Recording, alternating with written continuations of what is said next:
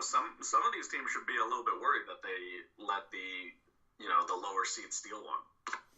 Yeah, and I mean, perfect example. You brought up the Warriors and the Clippers. Not only did the Warriors lose, they blew a 31-point lead and lost. Right. I think they got so cocky with that lead that they were just like, oh, whatever. I saw something that Kevin Durant had only taken like 5 shots in the game or something like that. Yeah. Yeah. I've been, as much as I like baseball, I've been watching a lot more hockey than I have, not baseball, basketball, I'm sorry. I've been watching a lot more hockey than I have basketball, so I haven't really been paying attention to the basketball games, but I've been catching up on a lot of stuff when I'm not watching hockey. But when I'm home and I have the TV on lately, it's literally just been hockey game, hockey game, hockey game. So, it's fascinating. Anyways, we got time to talk about hockey later. Sorry, continue on, please. Well, I mean, what are you guys thinking of some of these matchups so far? Personally, I think kind of similar to what you were saying, that some of these teams should be scared. I think, obviously, I was wrong about the Blazers. The Thunder are just, I don't know what's happening. Paul George is looking like me on the court. I mean, not to sound like an asshole or anything, but like, he's been extremely pedestrian, and it's great that you're the MVP frontrunner for the regular season, but MVP doesn't mean shit if you don't win the title. Like, congratulations to every MVP who's won the MVP award now, who has a title to back that up. Right. I mean, Hall of Fame wise, I count the MVPs more importantly than I do the titles, because I don't think you should be judging a person's individual career on the fact that the best player they've got with them is Daniel Gibson. So like, I think if you're looking at Hall of Fame resume, MVP counts. But if you're playing a sport and you're not trying to win a championship, why are you playing the sport? Right. Like, if you don't have that competitive nature, that killer instinct, then you have no reason to be on the court, on the field, in the pool, wherever you play. If you're not trying to win a championship, you shouldn't be playing that game. At the billiards lounge. Yeah, it doesn't matter. Even if it's just, like, if you're hanging out with friends and you're playing Trivial Pursuit, or you're playing darts, Pinochle, whatever it is. If you're not trying to win, you're playing wrong. Monopoly. That's a direct attack at Christine, who plays games just for fun. Operation. Yeah, sometimes we go to the park and we play badminton where we just try and keep it up, which I'm arguing we're playing against the ground and trying to win. So, Jenga. Yeah. Hello, you play to win the game. Uno. That's right. Yeah, Fendi gets the same way. She doesn't always want to play anything with me anymore because I am too competitive. Like, it's a competition. Honestly, it 100% is. Now, like, I understand the idea of, like, if you're playing against kids, then, letting them win. But fuck that. I'm going to beat those kids in the game. Beat them damn kids. In the game. Dan Beebe, what are your thoughts about the NBA playoffs so far? I'll take a minute here to kind of refresh. I haven't really dug too deep yet, but... Well, I mean, there are plenty of compelling storylines, like we're seeing Kyrie Irving in the playoffs for the first time without LeBron James. And he's taken over. He is succeeding. 37 last night. Seemingly could hit any shot he wanted. And it didn't look tough at all. Like, he had a turnaround jumper from the free throw line and just fucking drilled it and then just, like, played it off like it was nothing. Yeah. And it was weird because the Celtics almost made it harder on themselves. late in last night's game, because that game was close. You know, it came down almost to the wire, but they had no answer for Kyrie. He should have just kept the ball and just finished out the game. Yeah, I mean, I completely agree.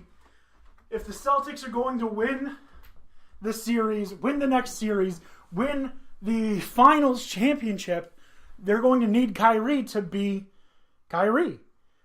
So, we need to see this consistently.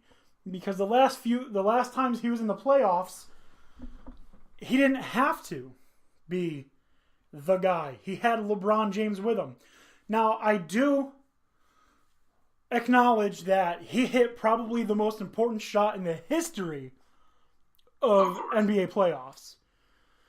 But he never had to be the guy.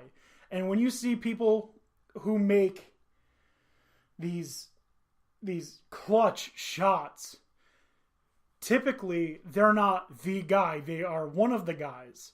Like, who are the most clutch players in NBA history? Especially when it comes playoff time. Karl Malone. You got Ray Allen. He was clutch. You got Paul Pierce. Jordan, obviously. You got Jordan. Well, Jordan was the guy, obviously. But on that Celtics team, who was more important? Kevin Garnett, Ray Allen, or Paul Pierce? Could you even answer that? Like, was any one of them bigger than the other two? It's really tough to say because they had so many important moments. I would argue that. Oh, Embiid is out for Game 3. What was that?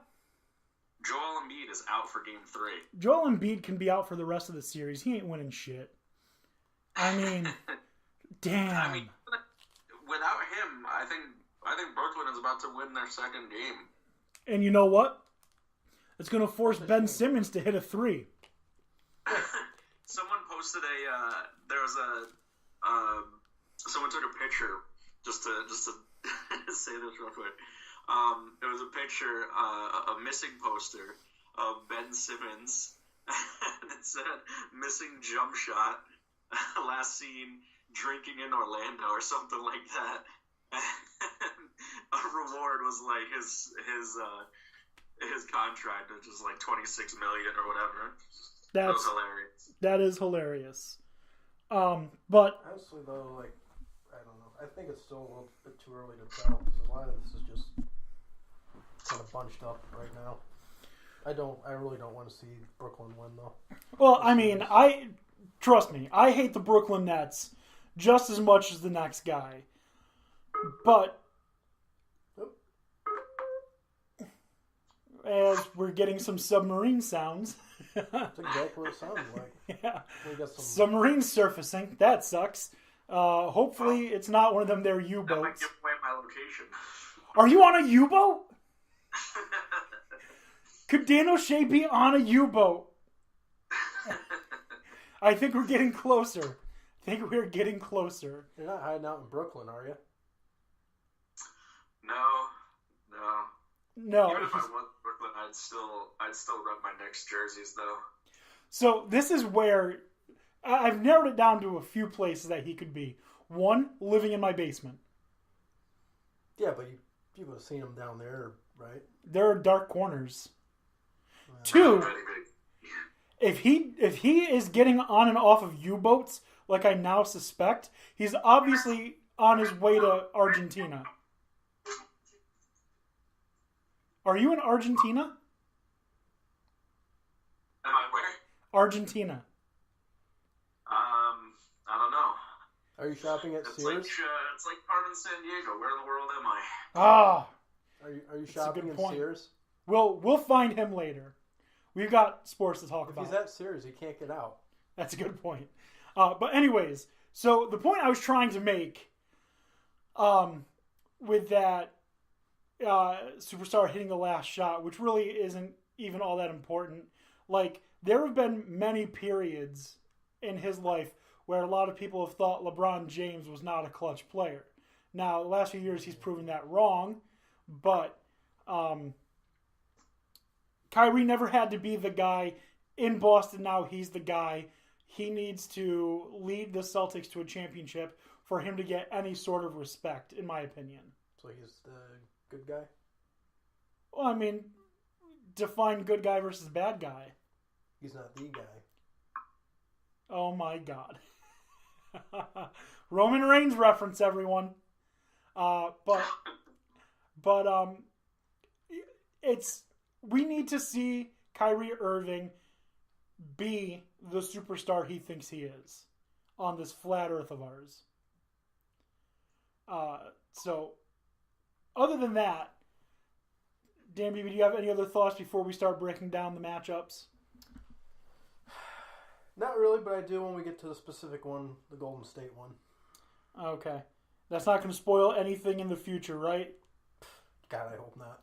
Well, no, I mean like in the rest of this episode. No, okay, absolutely not. No, all right. I'm just taking a preference as to that's pretty much the top tier one I'm interested in right now. All right, so NBA playoffs. As we currently stand, in about 3 minutes, the Nets and the 76ers tip off.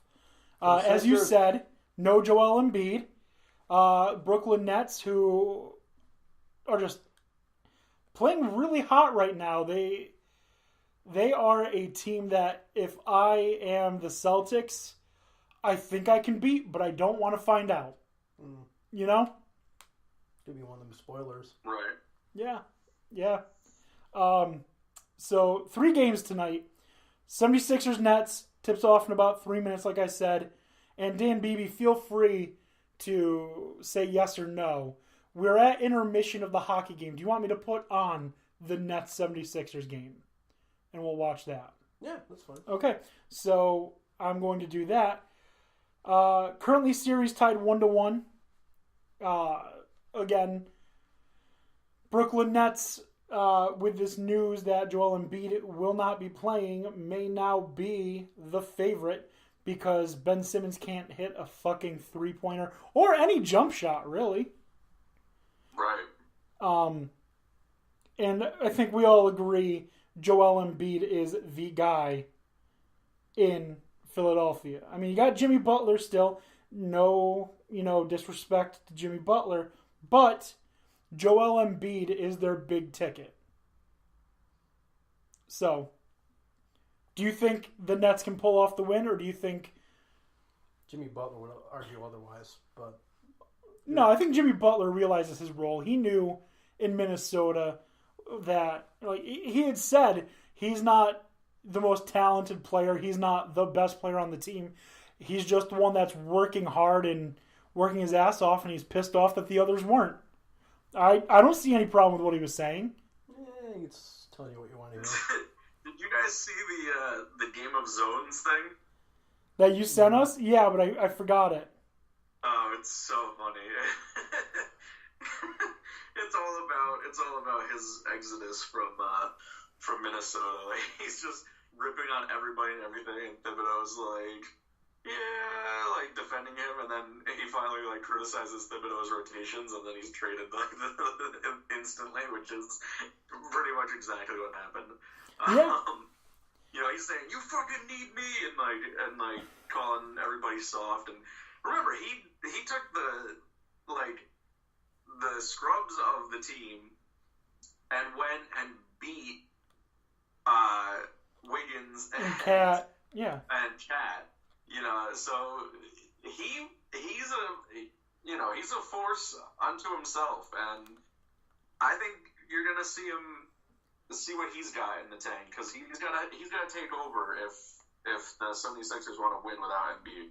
He is the exact proof that you might not be the most talented, you might not be the best, but if you work the hardest, there's no reason you cannot beat the most talented and the best.